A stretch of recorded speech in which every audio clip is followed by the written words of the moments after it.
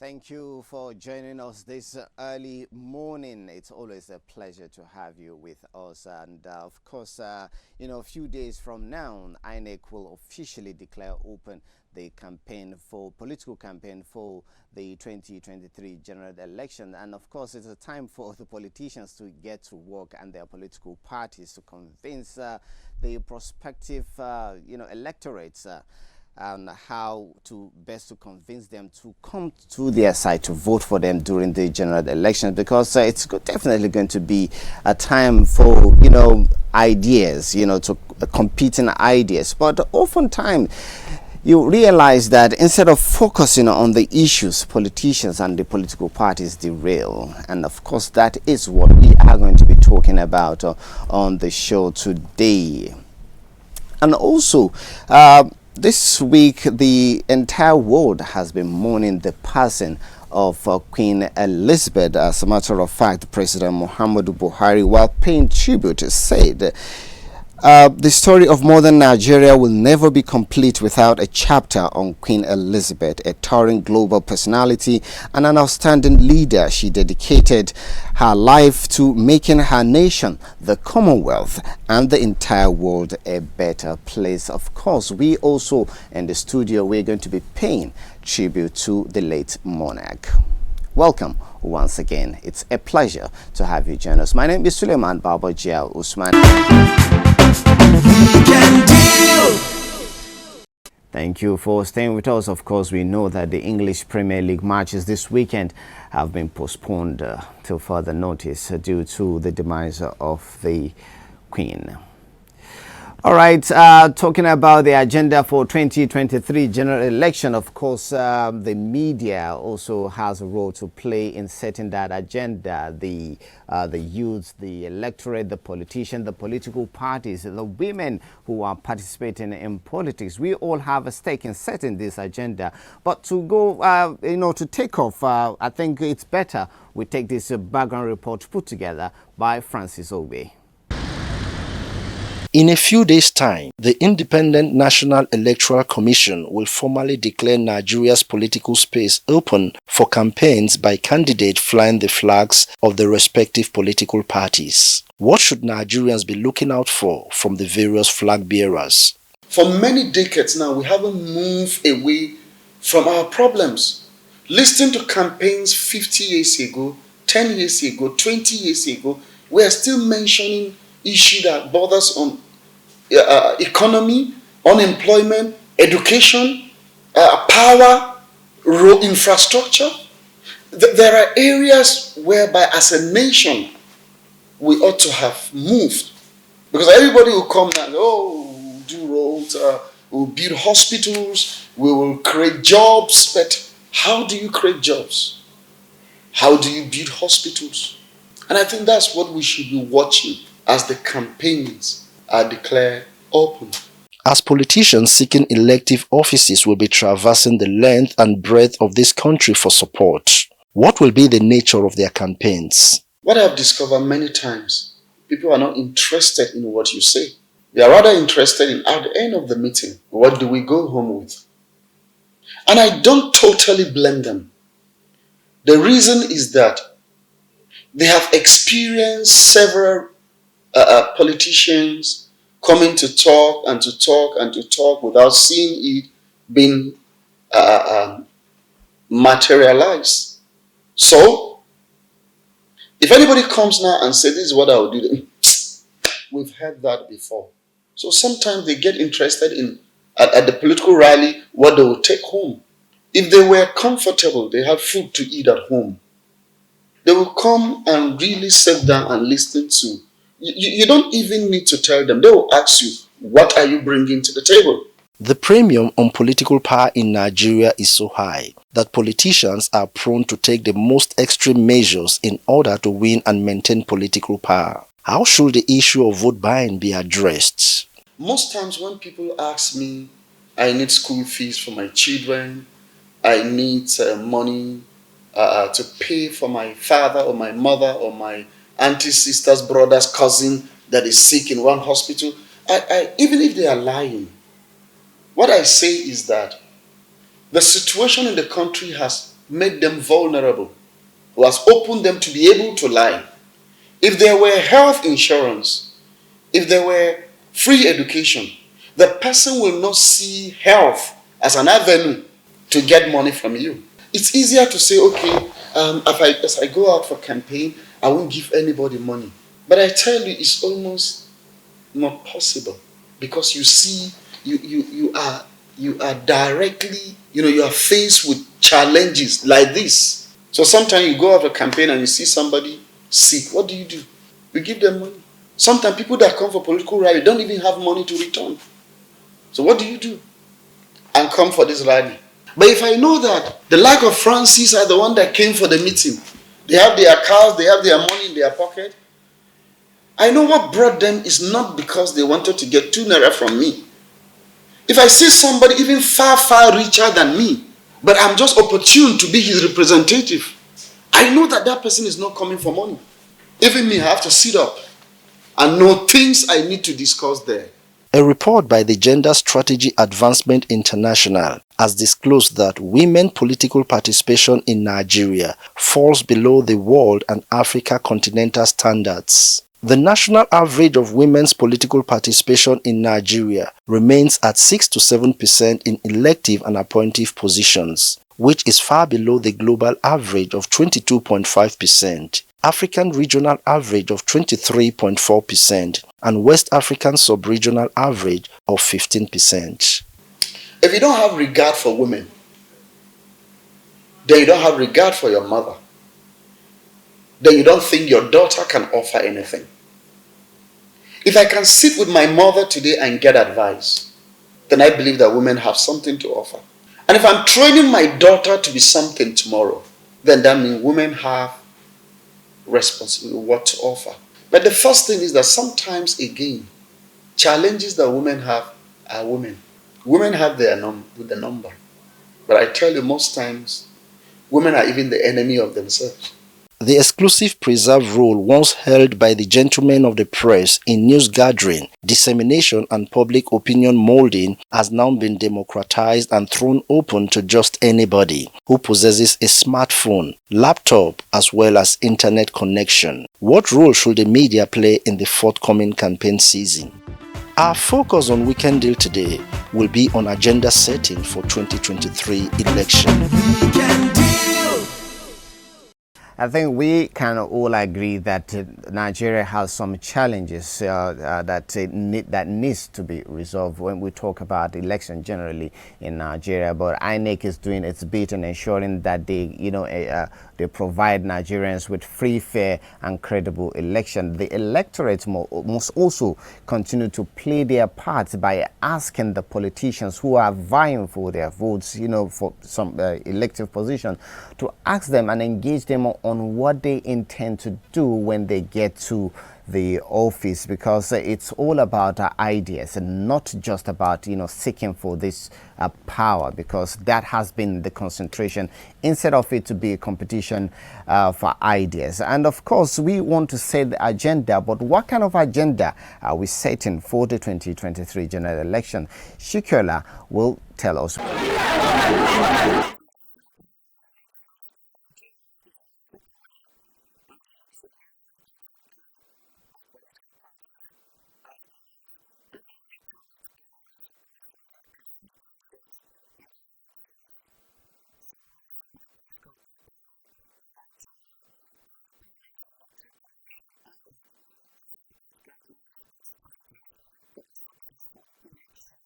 it is for all of us to make sure that we get it right this time around.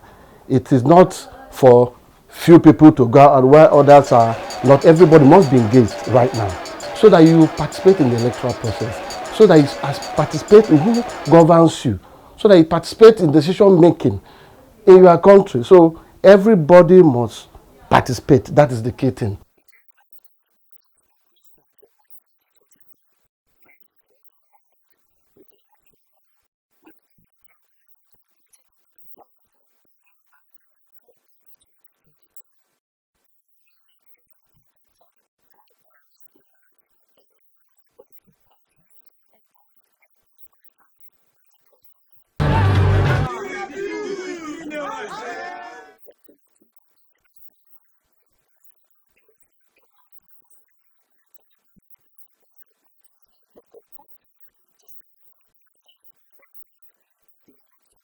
There will be several town hall meetings. There will be several radio, television programs. If opportunities are there for them to ask questions, they would. And then, of course, political debates. We know that Nigeria has what is called Nigeria Elections Debate Group, NEDB, which has over the years been organizing political debates. And sometimes they allow participants at such debate venues to also ask questions. This will be avenues, different avenues that are there for the electorate to engage. It is very, very, very important that Nigerians should engage our politicians in issue-based campaign. Whatever you say, we should ask you how. The how is very, very important. How and also the timeline is very, very important. Then also Nigerians should also be looking at the background of the candidate that they want to vote in. The background is very, very key.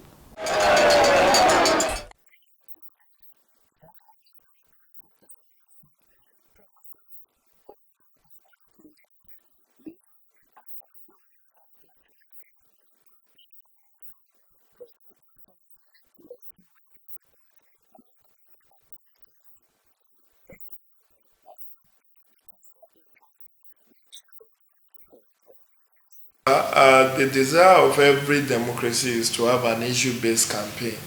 Issue-based campaign to the extent that let issues dominate, not fake news, not disinformation, not misinformation, not hate speeches. We want to see people debate issues, developmental issues. How do we resolve the conundrum that Nigeria has become? How do we resolve the energy crisis? How do we resolve the rising cost of living? How do we resolve the intractable security challenge? How do we resolve even the infrastructural challenge? There are issues of even devolution of power, restructuring, security, infrastructural development, energy. What do we do with issue around even fuel subsidy? There's no need for sectional politics. There's no need for any bigotry. There's no need for tribalism.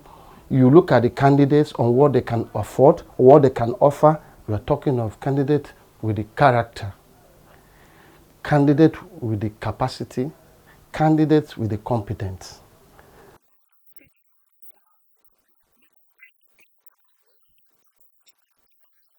This is the more reason why we need to archive many of the campaign promises that are being made by different candidates, both at the national and subnational level, because we need to be able to benchmark what they do against what they promise that they would do.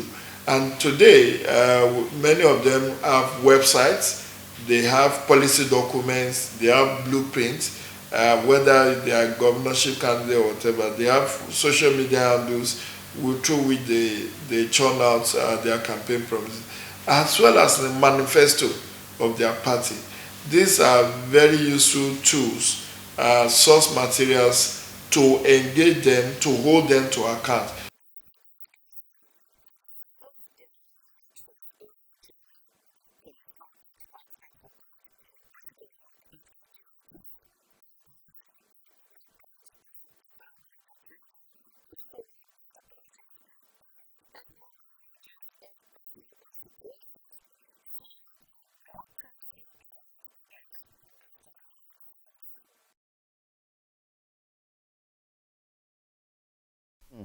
Yes, the how and the timeline to achieve some of these ideas so to the electorate is very important. So a lot of people have actually said that the 2023 general election will be critical in Nigeria's history because it will determine if the country is ready to move forward. Of course, the media has a crucial role to play in ensuring that they keep the politicians, you know, they keep check of the politicians so that they don't derail, because whatever they say, if you do not broadcast it or make it known to the public, of course, that will not be widespread it's as expected. And right now, we know that there are codes of conduct for the media. And of course, after this next report, which is put together by NTA Lagos Network Center, we will be engaging the Director of Broadcast Monitoring from MBC, that is Franca Ayeton. And of course, let's take this next report, which focuses on the media. As politicians are gearing up for the upcoming 2023 elections, so also are the people. It is expected of the media to beam his searchlight on the campaign rallies, road shows and various activities in the political arena to the people.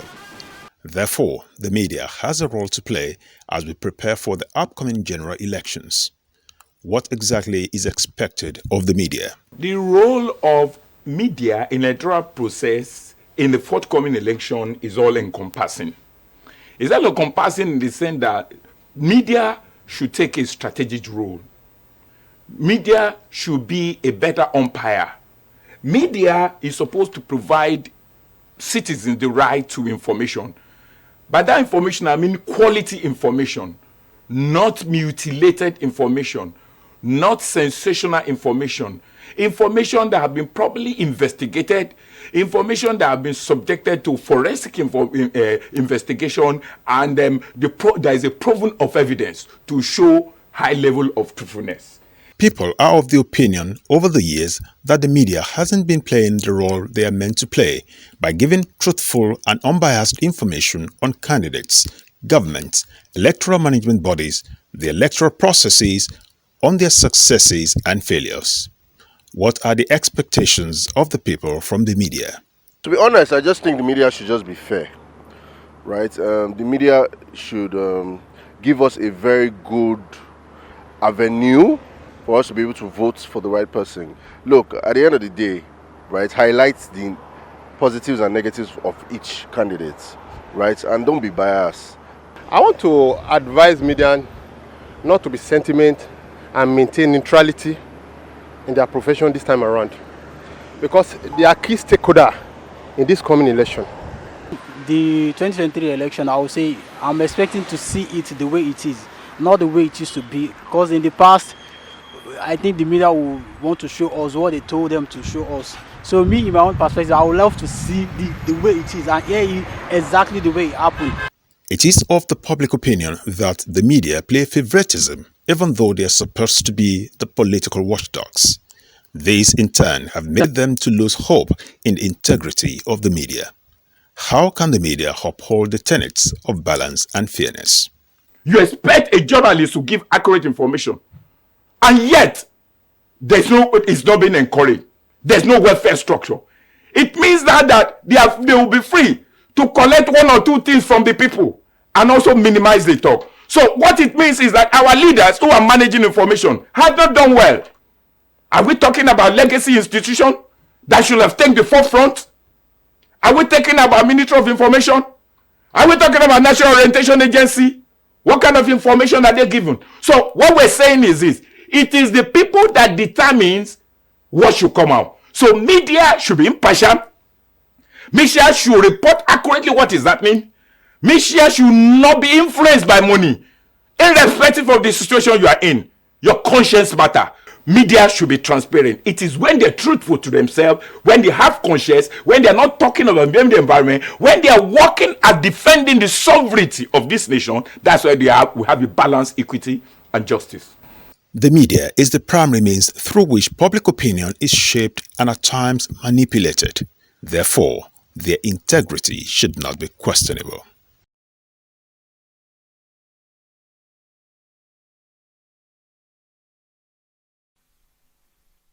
The integrity of the media should and must not be questioned, and that is exactly what is needed moving forward, most especially as we engage the 2023 general election. Of course, we have joined us in the studio the Director of Broadcast Monitoring of National Broadcasting Commission in the person of Franca Ayeton.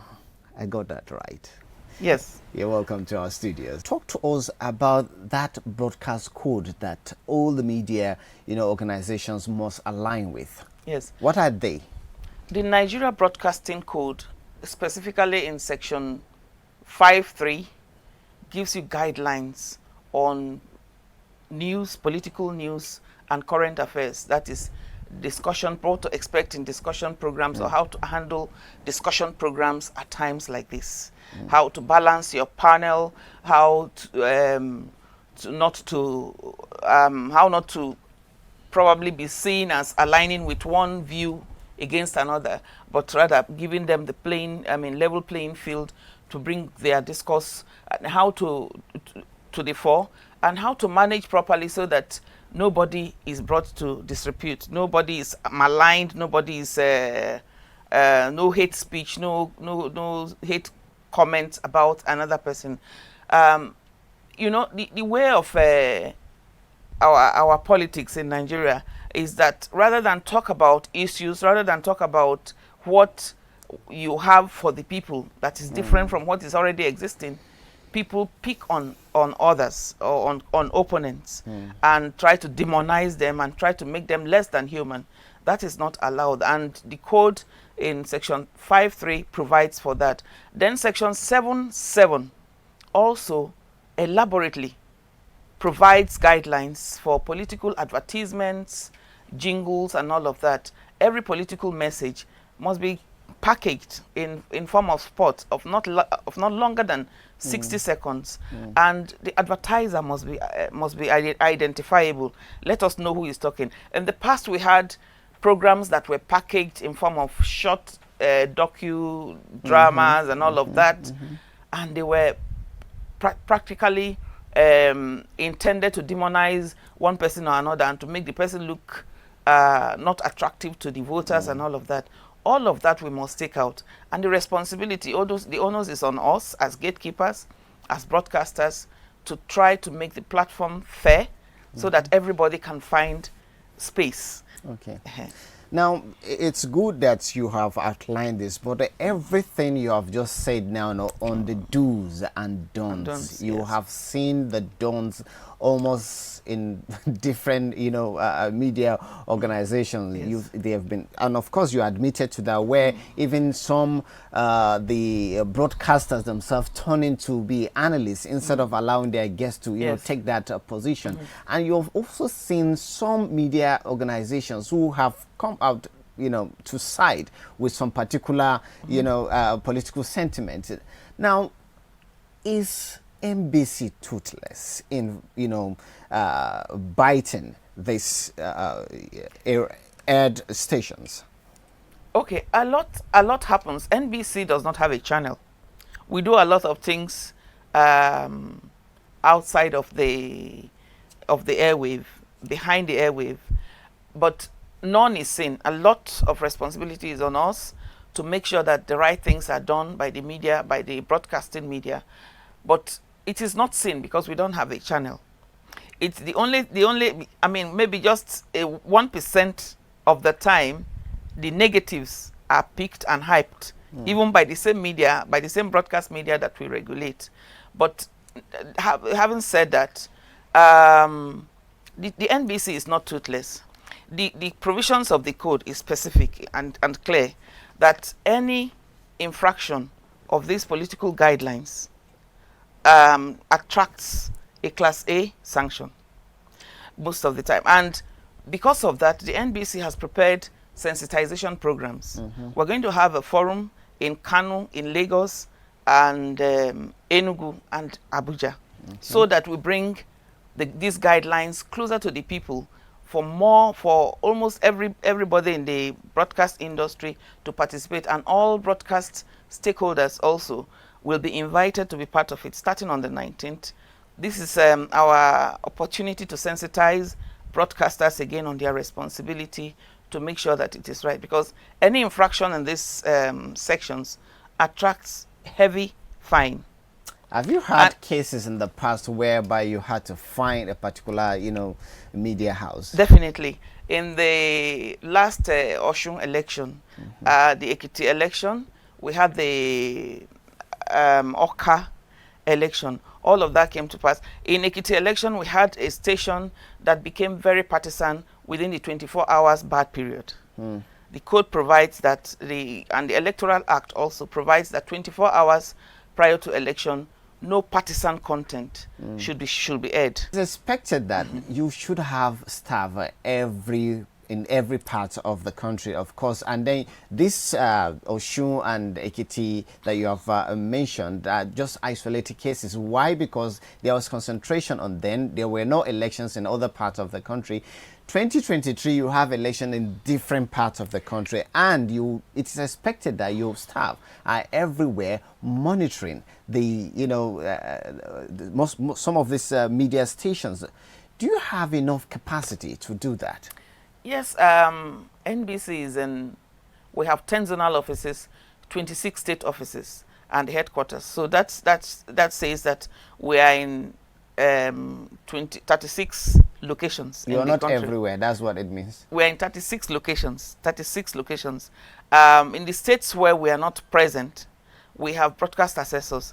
But during election, monitoring officers are deployed to every state. Okay. And then we have central monitoring units in the headquarters with hotlines so that decisions can be taken on the spot, because everything about election happens and decisions and actions must be taken within 24 hours.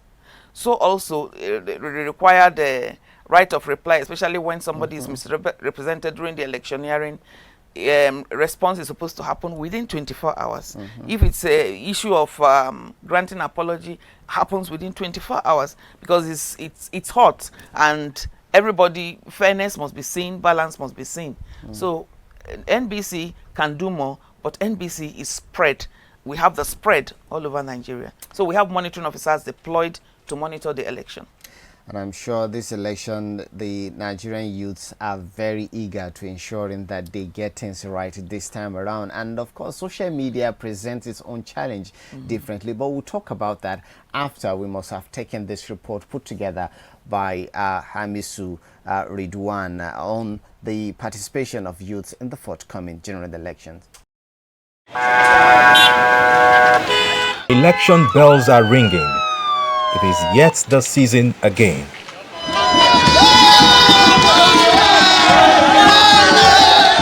The gladiators of the political terrain are warming up to sell themselves to the electorates, promising to meet the yearnings of the masses with lofty ideas and beautiful promises. It is a season when politicians are humble, showing exemplary attributes of a servant leader. And as usual, the young population seem to be more as supporters rather than as the candidates. Nobody will hand over power to young people. And who told you the older people? I call them the old guards. Who told you the old guards want to leave office? No, why would they leave office when, office is juicy? So as young people, we must get involved, we must get engaged.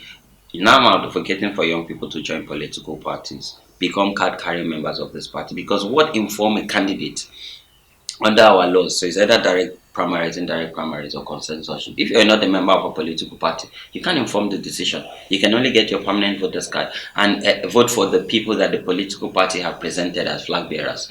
So if you're a party member and then you make it to becoming an ESCO, either at the world level or the local government or the state level, it means that you can become one of the people who decides from that inception what informed the output, which is the candidate. Observers of the political system are alarmed that despite the passage and signing to law of the Electoral Act and the Not Too Young to Run bill by President Muhammadu Buhari, eligible young Nigerians are yet to take advantage of showing keen interest in the political process beyond voting, despite their vibrancy and numerical strength.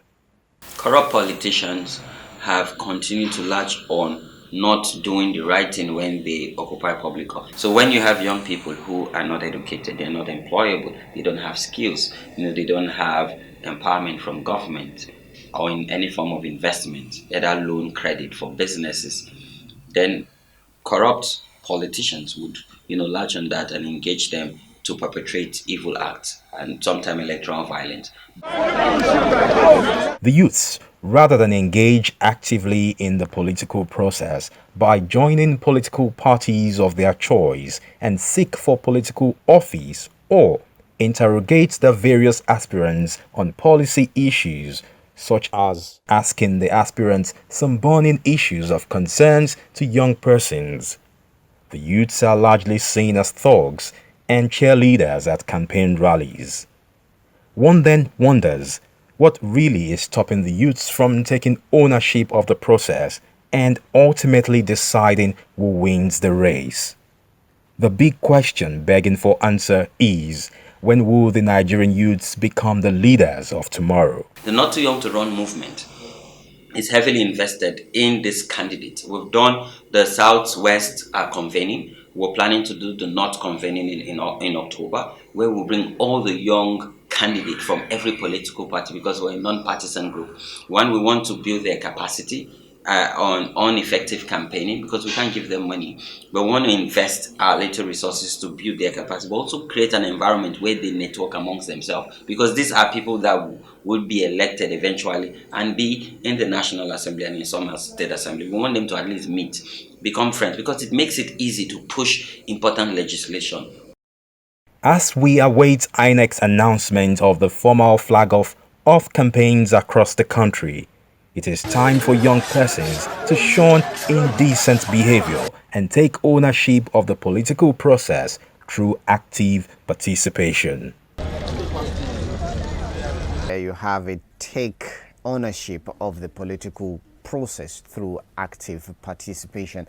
Very, very key point there. And of course, some of these young Nigerians are now vying for different elective positions, and of course, not all of them are from the major political parties. Now, there are concerns that the media organizations, of course, also want to drive traffic towards their stations in terms of viewership, and then these major political parties, that is what they give them that opportunity as well. But some of the lesser strong, the lesser political parties, or rather not too big political parties like you have with the major ones, also need opportunity to express themselves, and have access to the media. What are you doing differently in ensuring that there is equity in terms of coverage? Yes, it's really encouraging and impressive that the young people are taking over the process, and you can see the vibrancy, the knowledge, the attention, the interest that they have shown so far. And for us, there's no big political party and there's no small political party. The code provides that equitable airtime must be provided, especially in your discussion programs, your current affairs programs. The code provides that party representatives of comparable status be invited to discuss, to air their views, to talk about their programs and all of that. And we expect that every station will create a timetable to showcase all of these political parties, whether they are new, whether they are old, whether they are big, whether they are small. They are all players in this electioneering, and they are entitled to airtime, especially for the news and current affairs, and even for the promo, for the ones that are paid for the campaign, for the jingles and all of that. The stations are also meant to announce periodically to all political parties that their platforms are available for them to make their political messages heard. Some of us, for me, maybe the old school, we call it the disruptive media because it is an all-comer affair, and then you wake up and you are not you cannot say you are expecting this. I mean, the level to which people go on the social media, but then we are also engaging the OTT operators, the over-the-top operators, the big players in the social media, on that online media platform, the YouTube, the Twitters, the all of them, the Instagram people, and then we have regulatory officers who work with them. Now we are dependent on their community rules and how they operate, and how, I mean, you escalate complaints to them, and if it is threatening security or threatening life, they take it down within a given specific time, and we follow up to make sure this is done. However, when a fake news or hate inciting comment is coming there, we also depend on the traditional medias to debunk such. So I mean, there's a case of balance there. Abubakar from Okene is saying that the NBC should as well caution the owners or executive directors of TV and radio stations and other not to be partial. Many of the owners are politicians and are taking side with their political parties. Okay. We have also recognized that some owners or some owners of the broadcast stations may be politicians, but the operatives of the station are professionals, and we expect that you uphold your professional tenets. Because if as a broadcaster you decide to play to the pipers, they say who plays the piper dictates the tune. If you allow the person who plays the piper to dictate the tune, you will lose job. You will get defaced in the public. But if you are professional, even if you lose your job here, another organization will see you as a professional that they need, and then you see that your profile is rising. So that we always say when we sensitize broadcasters, to ensure that they hold to the professional tenets of their profession, and that they are proper gatekeepers, because the responsibility to have a free, fair, credible election heavily depends on the broadcasters. That is why even the new Electoral Act says that the broadcaster is liable now when things go wrong in election, and it is traceable to any station. It is not just the politician that will be sanctioned or punished or that will go to court or be jailed. Even the platform on which that was committed, the key players in that platform are liable, and we don't want that to happen to anybody. Well, from all you've said, I can't help but to be filled with hope that definitely come 2023, we are definitely going to have it the right way, because from all you've said, we are set on the right direction. And thank you very much for sharing your thought with us. We've been speaking with Franca Ayeton, the Director Broadcast Monitoring from the National Broadcasting Commission. Thank you very much for sharing your thought with us. Thank you. Right now we go on a break, and after that the show continues. So please stay with us. Thank you for staying with us, and if you just join us, we have been talking about the 2023 general election, the agenda that we should be setting as a nation. And of course, one ugly trend that has been, featuring consistently in our political process has been the issue of vote buying. Of course, a lot has been said about that, how it undermines democracy, how it undermines a free and fair or credible election. But let's just take this next report from Ibadan, and after that, we will talk more. As Nigeria is preparing for electioneering process against 2023 general elections, it is a common habit among politicians and political parties across board to induce voters through all manner of incentives and empowerment schemes when election is close by. They go as far as giving out scholarships, sewing machines, motorbikes, financial assistance, among other amenities few weeks into the elections.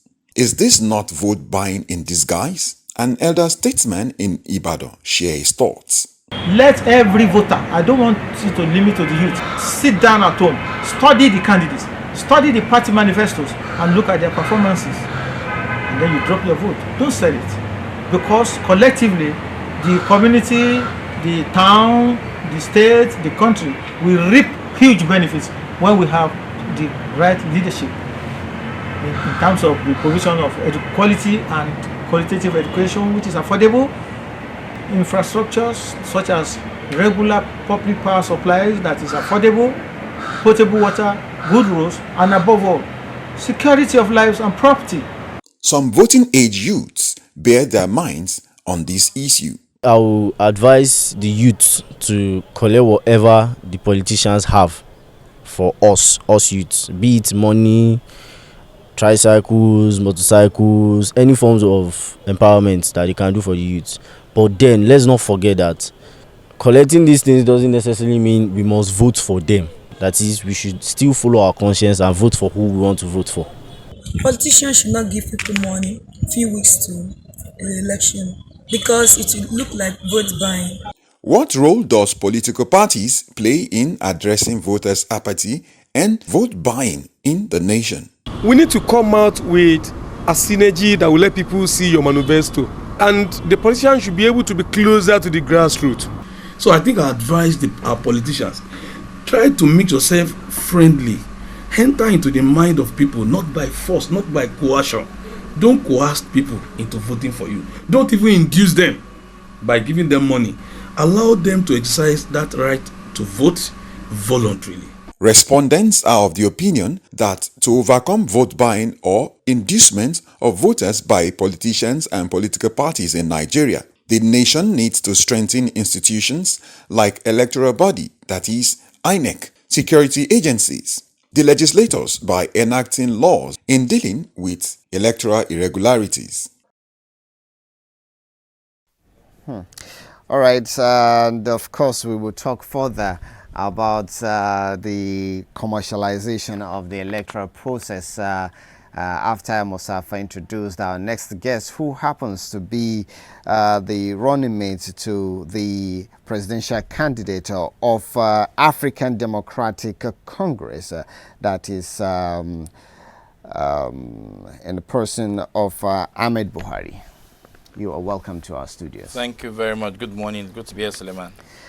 Well, you have been seeing some of our reports, and the one we just ended talked about vote buying, which has been an ugly trend in our political process. Now, you are a young Nigerian. There's been a clamor about the participation of youth in the Nigerian political process, and it's good to see that you are actively involved and, of course, trying to be the vice president of Nigeria come 2023 general election. Now, talk to me. Are you really ready for the forthcoming general elections? Like, how optimistic are you when we talk about its success, given all that has been happening so far in our political space? Well, you know, the decision really lies with the voters, yeah? And more importantly, I like the fact that the program that held before this one really talked about NBC and in collaboration with other media outlets to ensure that there could be some sort of level playing field for all contestants in a competition like this. And, you know, it's a bit unfair sometimes when the focus is mainly on politicians that you are mostly familiar with only because they've been around the media space for about 30, 40 years. You know, sometimes I want to blame the media outlets, but then I understand that you probably do not even realize that you are actually propagating people who have been in the space for close to half a century. And the reason why that happens is because, I mean, they've been in office since the 70s, 80s, 90s, and so naturally, even in the backdrop of your political programs, their faces are there. But if you're asking me how serious we are, I think we are really serious about this race. The presidential candidate of my party, Mr. Dumebika Chiku, went into the race for the primaries, and if you can remember, it was a fiercely contested primaries, and he emerged victorious, beating a lot of other aspirants who wanted to also run for the race. But I think what is most important also is the fact that I've been on this path for a while now. I was in my mid-30s when I made a declaration to the country that I want to run for office of the president. In the build-up of the 2019 election, I got to the ballot.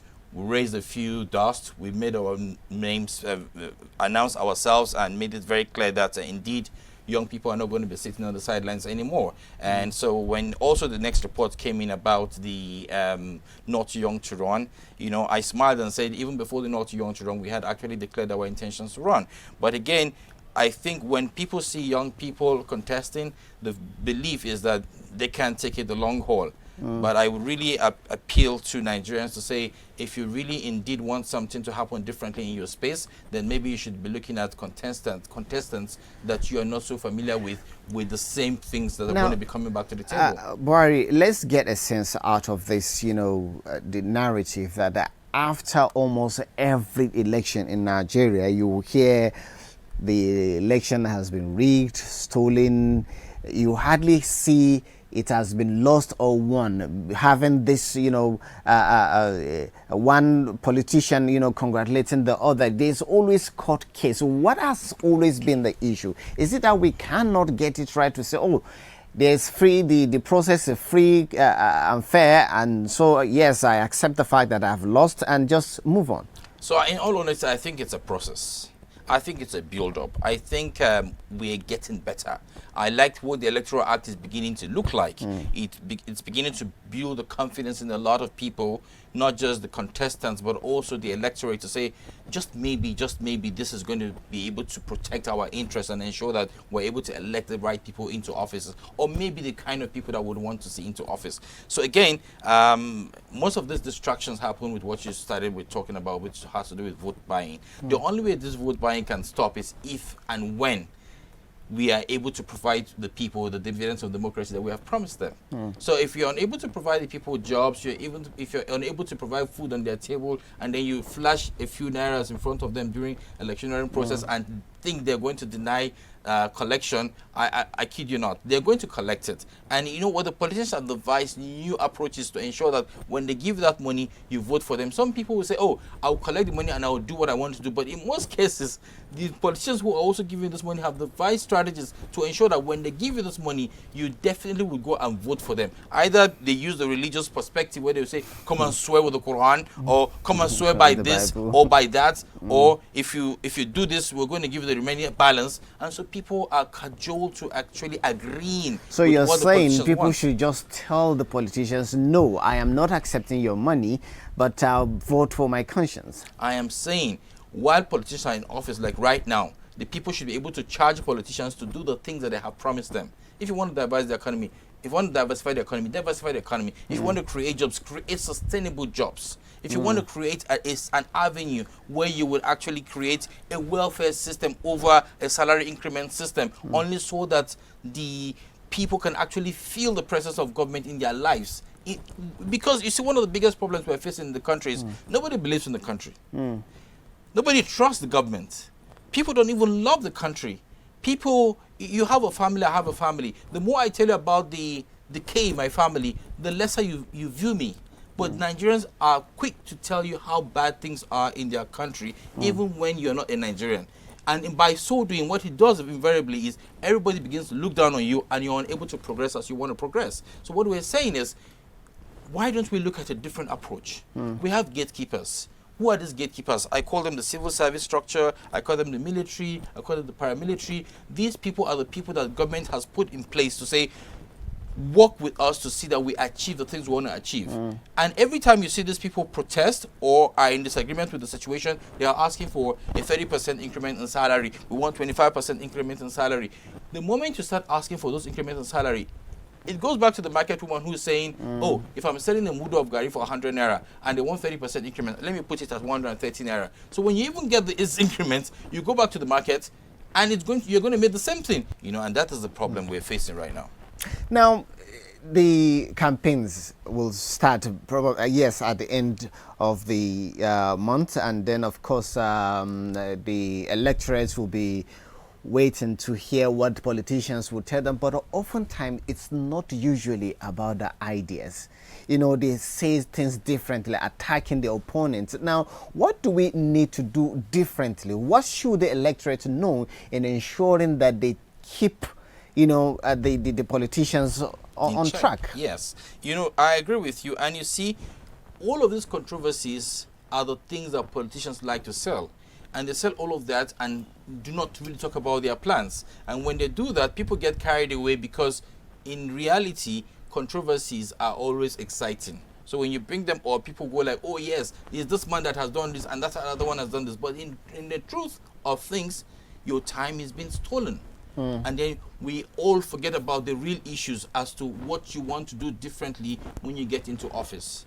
And how are we going to hold you accountable? And these ideas that you are going to put forward, are they smart? Are they smart? Are they measurable? Are they actualizable? Are they realistic? Are they time bound? How do you want to do this? Is it going to be in 2 years? Is it going to be in 4 years? Is it going to be in 8 years? And people forget to ask these real questions, and time is fast spent talking about their internal rancor, which in reality they are doing all of that because they're actually fighting for their interests. You know, for example, you hear a politician who has always been in office one way or the other, and then for the first time, he's seen that he's not going to be in office, and then he says, you know what, let everything just scatter. What do we want to do differently? My presidential candidates, Dumebi Kachiku, and I have built out a blueprint, and we call it the Patriot Act. And the Patriot Act has been designed in such a way that for every government official, for every beneficiary of a government contract, you would have to use the facilities provided by the government. So we're talking about schools for your children, we're talking about the roads that we have in the country, we're talking about the hospitals that we have, and if we're able to achieve this, you will see that people who have the opportunity to actually ensure that these things work will make sure that they work. Well, I'm sure, you know, for your party and other political parties will certainly be conversing for the vote of the electorate come 2023 general election. But, you know, INEC is saying that, yes, we have permanent voters everywhere and a lot of people are not coming forward to pick them up. But I'm sure that is changing. Oh, maybe not. So let's find out from this next report put together by Emeka Nguluka. Since 1999, the general election process has continued to reoccur every 4 years, with 2015 and 2019 as the two most recent. But as it is today, and as planned by INEC, only the permanent voters card, PVC, can guarantee participation in the voting process. PVCs are produced using biometric technology. It is made for election purposes. In 2015, there were over 67 million registered voters, with 78% of them having collected their PVCs, but 43.65% voted. In 2019, there were over 84 million registered voters, with 86.63% holding PVC, but 34.75% voted. There is a large collection of PVC, but low turnout during election. Beyond your birth certificate, the next most important ID you should have is your voter's card, because that is the first thing. You get your birth certificate at birth. As soon as you become an adult, you will be part of a process, of a serious decision-making process in your country, and that thing that makes you that is when you collect your PVC. So it's important that people go to collect. Don't just register. People go to collect their PVC. Now, when people collect their PVC, it means that they are ready to take on the second responsibility of actually going out to cast their vote. If you have 1, 2, 3 people, everyone has his own bill. I need Mr. A, I need Mr. B, I need Mr. C. So I think we need to tell these people, it's not just about saying it that I need Mr. A. If you need Mr. A, you need to go and take your PVC and then vote for him. As at 30th May 2022, about 20 million PVCs were uncollected. The 2019 election was won with about 15 million votes from a total of 28 million casted votes. The 20 million uncollected PVCs is a large number. There are stories of hoarding and destruction of PVCs. The 2023 election is approaching. There has been an increased desire for the PVC. And now it is all like before. The system is automated. So this automated system, I don't think there is a delay in the processes. Lack of will. People used to register, most of them register with INEC simply because they think it is essential to have that card. Maybe in some places if you want to do some bank activities or maybe as a means of identification. But so many people lack confidence in that system that their vote will count. If you have your card and there's a BVAS machine, which definitely will be used for the 2023 election, you can only use that card that is your own. Nobody else can use it. BVAS actually started with the Anambra election. That was when they used it. But before the Anambra election, there was a by-election that happened in Delta State, in Isoko local government area. That was where the first usage of BVAS, and then the Anambra governorship election. And you know, it was after the Anambra governorship election we had the Ekiti election. So from that Isoko constituency election that they had to the Anambra election, it continuously, improved. You now have the Ekiti election, and it was perfect in the Osun election. There were little or no complaints about the usage of the BVAS. Now, what BVAS has done that a lot of people didn't envisage would happen is that the BVAS is not just only for voting. The BVAS is also the device that INEC uses to upload results on their INEC result viewing portal. Now, from Edo, when Edo election happened, the first time INEC uploaded the results so that you can, once you register on that platform, you can actually stay in your home or anywhere in the world and monitor the results that have been uploaded from polling units. This is the game changer that a lot of people are beginning to understand, and I guess that was why they rushed to collect their PVC. On 31st July 2022, INEC had increased registration of over 12 million. More PVCs will be produced by INEC for collection. The PVC registration between January to June 2022 will be ready in October, while registrations in the month of July will be ready in November 2022. The drive for the collection of PVC still remains a challenge. Therefore, the collection drive has to continue. The election process in Nigeria is changing. The PVC has become a gold mine. This conversation about a certain agenda for 2023 will certainly continue come tomorrow bright and early. So for now, we say bye-bye.